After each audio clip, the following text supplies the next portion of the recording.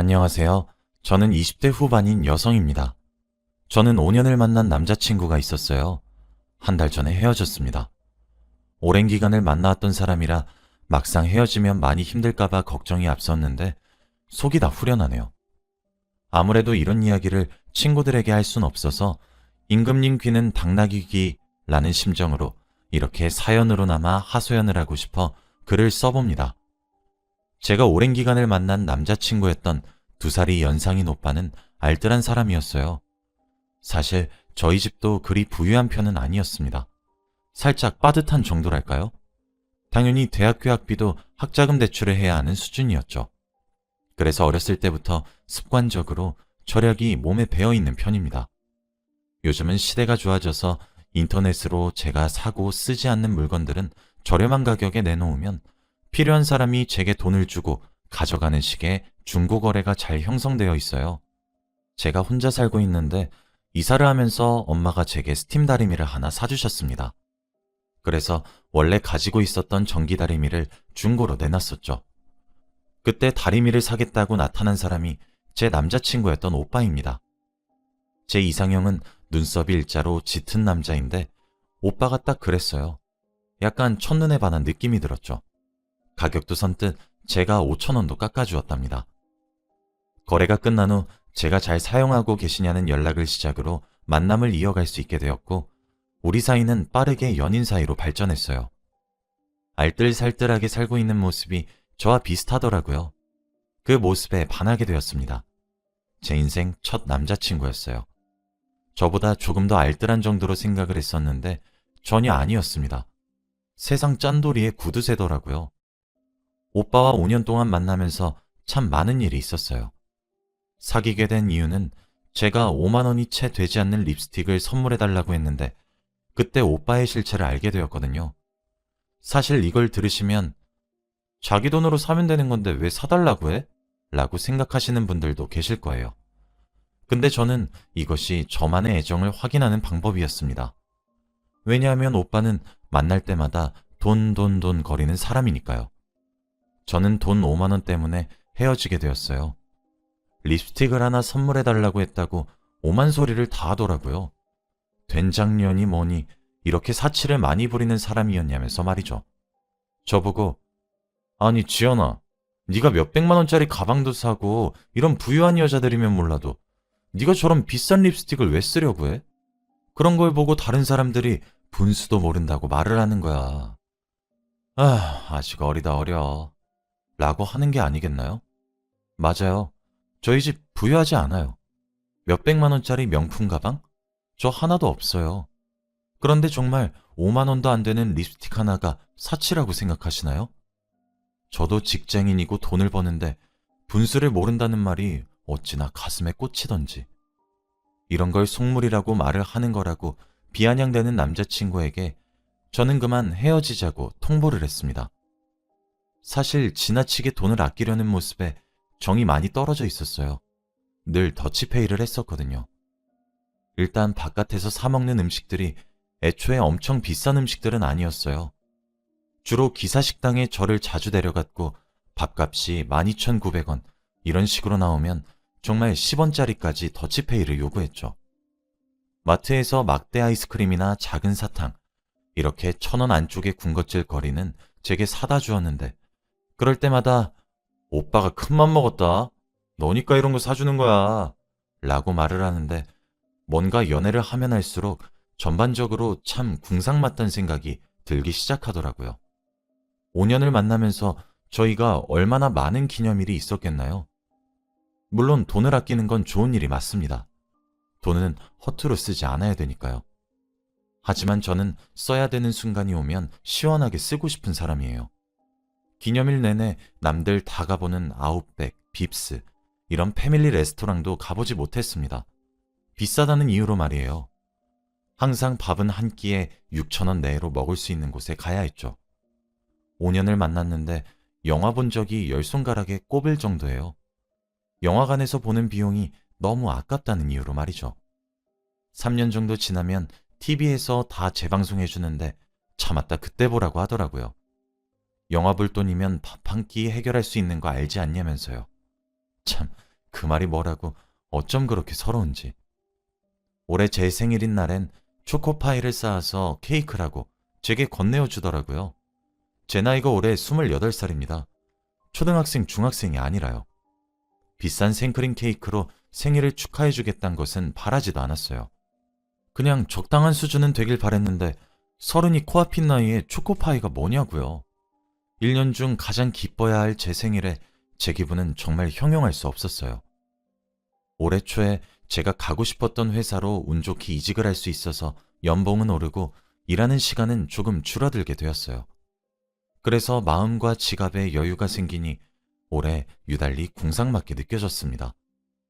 생일날 초코파이 케이크를 보며 서글퍼지는 마음을 억누르고 케이크가 먹고 싶다고 했어요. 오빠는 버럭 소리를 지르며 우리 형편에 무슨 케이크야. 너 나랑 결혼 안 할 거야? 그렇게 하고 싶은 거 사고 먹고 싶은 거 다 먹으면 결혼은 대체 언제 할래? 정신이 있는 거야 없는 거야? 라고 하더라고요. 그래서 이번에 립스틱을 하나 사달라고 말해본 거였습니다. 만약 아무런 말도 없이 사준다면 계속 연애할 생각이었거든요. 그럴 확률은 제로에 가까웠긴 했지만요. 헤어지자는 제 말을 듣고 오빠는 저를 붙잡았어요. 제가 그래서 물어봤어요. 내가 왜 좋은 건지 이유를 말해달라고요. 그랬더니 제가 좋은 이유는 딱 하나였어요. 제가 검소한 여자여서 너무 좋대요. 가방을 사도 엄청 비싼 가방이 5만 원 정도고 화장품도 백화점보다는 길을 걸어가다 보이는 아무런 화장품이나 사용하고 옷도 길거리에 파는 티셔츠 5천 원, 치마 8천 원씩 주고 사 입는 모습이 이뻐 보였다고 해요. 제 얼굴이 엄청 예쁘지 않지만 검소하고 아낄 줄 아는 사람이라서 착할 것 같았대요. 저 같은 사람에게 미래를 맡기고 싶었다고 합니다. 진짜 뭔가 망치로 한 대 어저맞은 듯한 느낌이라고 해야 하나요? 멍하더라고요. 그리고 가장 먼저 느낀 감정은 비참함이었습니다. 처음 사귀어보는 남자친구는 제게 결혼을 전제로 만나고 싶다고 말을 했어요. 제가 너무 세상 물정을 몰랐었죠. 그래서 더운 여름날엔 은행에 가서 더위를 피했고 슈퍼에서 캔콜라를 하나씩 사고 나서 햄버거 가게 2층 창가 자리에 앉아 마셨어요. 술 마시고 싶은 날엔 무조건 포장마차에 가서 제일 싼 안주 하나 시켜 먹었죠. 밥 먹으면 기사식당 또는 김밥집, 주머니 속 1,000원짜리를 모아 떡볶이를 사 먹곤 했습니다.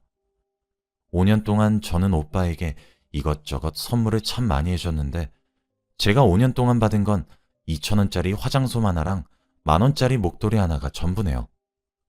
한 번은 제가 새벽에 열이 크게 나서 아팠던 적이 있었어요. 새벽 1시예요. 너무 열도 높고 아파서 오빠에게 말했더니 간호해 주러 달려와 주더라고요. 그런데 약을 먹고 기다려도 열이 전혀 떨어지지 않아서 응급실을 가려고 채비를 하니까 문을 막고 비켜주지 않더군요. 나오라고 말을 하고 짜증을 내니까 응급실에 가서 진료받으면 돈이 너무 많이 나가니까 8시간만 기다리면 일반 병원에 문을 여니까 아침에 병원을 가라고 했습니다. 응급실 가면 돈이 너무 아깝다면서요. 제가 그래서 오빠 보고 돈 내달라고 안 할 거니까 당장 비키라고 소리쳤지만 그날 결국 끝내 비키지 않더라고요. 화를 내니 어지럽고 열이 더 났어요. 몸에 힘이 다 빠져 휘청거리다 결국 119에 신고해서 병원을 갈 수 있었죠. 막상 헤어지려고 마음을 먹고 5년을 돌아보니 참 궁상맞게 살았다 싶네요. 남들보다 생활력이 좀 더 강하고 돈을 좀 더 아끼는 남자라 생각했는데 말이죠. 또 오래 만난 사이다 보니 립스틱을 사달라고 하기 며칠 전에 제 학창 친구들이 하도 소개시켜달라고 해서 한번 밥을 먹는 자리를 만든 적이 있었습니다. 제 체면이 있는데 친구들까지 기사식당에 데려갈 수 없잖아요. 한 사람당 12,000원 정도 하는 곳이었어요. 웬일로 남자친구가 계산을 하더라고요. 원래 제가 하려고 했는데 웬일로 남자친구가 계산을 하더라고요. 그런데 제 친구들 보고 계좌번호를 불러주면서 자기 계좌로 각각 돈을 12,000원씩 입금하라고 했습니다. 그때부터였죠. 정이 한번 떨어지기 시작하자마자 후두둑 없던 정도 다 털렸습니다. 립스틱 사건을 끝으로 이제 궁상 떨기 싫으니 헤어지자고 통보 후 집으로 돌아왔는데 문자가 한 통 왔더라고요. 아마 제가 이렇게 헤어짐을 들먹인 적이 단 한 번도 없고 제가 진심으로 헤어지려고 하니까 놀란 것처럼 보였어요. 지연아, 오빠 연락 왜 자꾸 피해? 전화 자꾸 거절하고 있는 것 같아서 이렇게 문자 한 통 남겨. 내가 너하고 결혼하기 위해서 열심히 일해서 돈을 모으려고 하는 게 죄는 아니잖아. 안 그래? 그리고 궁상이라니. 말이 너무 심한 것 같아. 오빠 화나려고 하지만 난 오빠니까 참을게. 우리 애기가 잠시 화가 나서 투정 부렸다고 이해하고 넘어갈게. 나는 너보다 4살 더 먹었으니 용서해 줄 수 있어. 그리고 립스틱 하나 사주지 않아서 이렇게 어린아이같이 투정만 부리려고 하고 철없이 구는 것 같은데 알겠어. 립스틱 사줄게. 그런데 오빠가 한번 알아봤는데 애기가 말한 백화점 브랜드 화장품들은 외국 브랜드라서 외국 사람들에게 더 잘 맞는 거래. 넌 한국 사람이니까 15,000원 이하로 네가 원하는 립스틱 하나 고르면 내가 사주도록 할게. 괜히 브랜드 이름 붙여서 쓸데없이 비싼 립스틱들보다 훨씬 나을 거야. 우리 애긴 잘 알고 있지? 오빠가 얼마나 냉정한 사람인지 잘 알고 있지? 누구보다 네가 제일 잘 알잖아. 너는 지금 속물 같은 사람으로 점점 변하고 있는 것 같아. 오빠 마음이 아프다. 너 돈이나 밝히고 명품이나 밝히는 그런 여자 아니잖아?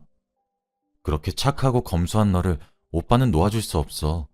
지금 애기가 나이가 어려서 오빠가 돈 아끼자는 거에 일일이 서운해하는 것 같은데 시간이 지나고 보면 아, 우리 오빠가 나를 이렇게 많이 사랑했구나 하는 걸 느낄 수 있을 거야. 어리석은 실수 용서하는 건 지금이 마지막이야. 오빠가 이렇게 먼저 한 발짝 다가갔으니 애기도 나에게 다가와야겠지? 우리 애기가 또 같은 실수를 반복하지 않을 거라고 오빠는 믿고 있어. 애기는 오빠 없이 살지 못한다고 말했었잖아. 애기 입으로. 애기가 했던 약속 애기가 지켜. 우린 손잡고 끝까지 같이 가기로 했잖아. 이 연락을 끝으로 애기한테 먼저 연락하지 않을 거야. 나 냉정한 거 애기가 잘 알고 있잖아. 네가 연락하지 않으면 난 더 이상 연락하지 않을 거야. 만약 애기가 연락하지 않으면 분명 후회할 거란 사실은 명심하고 잘 생각하고 행동하길 바랄게. 세상에 오빠처럼 자상하고 애기 생각하는 남자 없을 거야. 연락 기다리고 있을게. 라고 말이죠. 저 진짜 문자를 읽는 순간 입에서 욕이 다 나오더라고요. 저는 바로 답장을 보냈습니다. 저기요, 김수혁 씨. 애기 거리지 말고 오빠 거리지 마세요. 진짜 문자 보다가 역겨워서 토할 뻔했어. 그냥 평생 궁상이나 떨면서 살아. 그쪽은 평생 다른 여자 만나서 그 여자 괴롭히지 말고 좋아하는 돈 꼭 끌어안고 오순도순 살길 바랄게. 아낄 수 있는 곳은 아끼는 게 맞다고도 생각해. 그렇지만 평생 당신처럼 궁상 떨고 싶지 않아. 그리고 진짜 나여서 참고 만났던 거야. 내가 처음 사귀었던 남자친구에서 내가 세상 물정을 너무 몰라서 그래서 5년이나 만나준 거라고. 그리고 우리 집 그렇게 똥구멍 찢어지게 안 가난해. 남들처럼 엄청나게 부유한 건 아니지만 미친 듯이 가난한 집 딸내미 아니라고. 사람 거지 취급하지 마. 기분 더러워. 그리고 5년 전 내가 그쪽을 만났을 당시에 학생이니까 저렴한 옷을 사서 입었던 거지. 사람은 나이를 먹고 환경이 변해. 옷을 사더라도 사는 목적과 때와 장소가 있어. 어떻게 서른이 코앞인 여자 보고 5,000원짜리 옷을 사 입는 모습에 반했다고 할 수가 있지? 너무 궁상 맞고 찌질해. 알아? 궁상 맞은 데다가 이제 구질구질하기까지 한 모양이네. 2번 다시 연락도 하지 말아주었으면 좋겠고 내 연락처도 당장 지웠으면 해. 이 문자 끝으로 차단할 거야. 정말 함께해서 더러웠고 2번 다시 만나지 말자. 라고 문자를 보낸 뒤 차단했습니다. 그 뒤로 친구들에게 자세한 속사정은 이야기하지 않고 헤어졌다고만 했더니 줄줄이 소개팅을 주선해주겠다고 하더라고요. 지금은 그중 한 분과 마음이 맞아 사귀고 있습니다. 그분도 제 전 남자친구와 동갑인 4살 연상인 남자인데 정말 존중받고 있는 느낌이 들어요. 지금 남자친구는 취미가 운동이라 어깨도 넓고 몸도 다부지죠. 그리고 로맨틱한 사람입니다. 살면서 꽃다발을 받아보긴 난생 처음이에요. 저와 비슷한 가정 환경에서 자란 사람이죠. 부모님이 남자를 고를 때는 항상 가정 환경이 비슷한 남자를 만나라고 했는데 그 말을 이제서야 뼈저리게 와닿네요. 아, 정말 속이 시원했던 건 지금 남자친구가 저를 집 앞까지 데려다 준 적이 있었는데 집 앞에 진짜 익숙한 실루엣이 하나 서 있더라고요. 자세히 보니 글쎄 전 남자친구였어요. 남자친구에게 고맙다고 들어가려고 하는데 절 부르더라고요. 그러면서 하, 너 남자 생겨서 나 버린 거였냐? 라면서 길에서 소리를 꽥 지르고 윽박 지르는데 그때 남자친구가 뭡니까? 라고 저를 남자친구 뒤로 끌어 보호하듯 다가가니까 소리를 지르다가 움찔거리며 물러나더라고요. 그래서 기환 씨 미안해요. 전에 만났던 사람인데 분명 제가 헤어지자 하고 관계를 정확히 끝냈는데도 저희 집 주소 알아서 이렇게 찾아왔나 봐요. 너무 미안해요. 라고 했더니 남자친구는 지연 씨가 미안할 필요가 뭐가 있어요. 라고 하며 전 남자친구에게 가라고 얘기했습니다. 그놈은 아니 내가 왜 가요? 그쪽이 꺼지세요. 야, 너 일로 와봐. 김지연, 너 진짜 완전 불리하우였구나. 여잔 나이 먹으면 먹을수록 속물같이 굴고 늙은 여우가 된다더니 너도 다른 여자들이랑 똑같은 년이었구나. 못된 년. 이러면서 제게 삿대질을 했어요. 제 남자친구는 그놈의 행태에 화가 났는지 삿대질하는 손에 손목을 잡고 뒤로 꺾었습니다. 악악거리며 소리 지르는 그놈에게 제 남자친구는 아니 지금 누구 여자친구한테 지금 연연거리고 삿대질이에요. 경찰 불러서 신고해버리기 전에 두 번 다시 여기 찾아오지 마세요. 아니 진짜 이 사람 헤어졌으면 헤어진 거지. 당신 미쳤어? 이 오밤중에 전 여자친구 집 앞에 뭔 생각으로 찾아온 거야? 당장 안 꺼져? 라며 화를 내고 꺾인 손을 바닥을 향해 던지니까 그놈은 정말 볼품없이 나동그라졌죠. 진짜 솔직히 웃기고 고소한 마음이 들었습니다. 바닥에 내동댕이 쳐진 전 남자친구는 손목을 움켜쥐고는 꽁지가 빠져라 도망갔어요. 제 현재 남자친구는 그날 마치 공주님을 구해준 백마탄 기사님 같았습니다. 그 후에도 발신자 번호를 바꿔가며 가만두지 않겠다, 이렇게 쉽게 끝낼 수 있을 것 같냐 등 전 남자친구로 추정되는 협박성 메시지들이 여러 통 왔고 남자친구에게 전부 다 말했어요. 제게서 전 남자친구의 번호를 받아 직접 전화를 걸더라고요. 아마 모르는 번호라서 전 남자친구도 전화를 바로 받은 것 같았어요. 여보세요? 라며 받은 상대에게 남자친구는 만약에 지연씨 휴대전화에 한 번만 더 이딴 개같은 문자 보내시면 경찰서에서 뵐 것 같네요. 이제 마지막으로 드리는 경고입니다. 명심하세요. 지연씨도 저도 진짜 참을 만큼 참은 것 같으니까 어디 끝까지 한번 해보세요. 누가 이기나 한번 해봅시다 어디. 라고 하니 대답도 않고 전화를 뚝 끊더군요. 신기하게도 그 이후로 그런 메시지들도 싹 끊겼고 평화를 찾아왔습니다. 요즘은 너무 행복하고 사랑이 충만한 하루하루를 보내고 있어요. 저란 사람을 귀하게 여겨 사랑을 주는 남자친구와 연애하는 하루하루가 너무 행복할 뿐이에요. 저는 이렇게 두 번의 연애를 통해 한 가지 배웠습니다.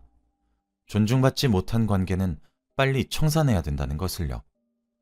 제 사연을 읽으신 여러분들의 연애는 어떤가요? 존중받고 사랑이 가득한가요? 아니면 남자친구의 태도에서 약간의 의문점이 생기나요? 만일 후자라면 깊이 고민해보세요. 만일 그렇다면 저처럼 오래 끌지 않길 바랄게요. 제 사연을 읽어주셔서 감사드립니다. 오늘도 행복한 하루 되시길 바라며 마칠게요.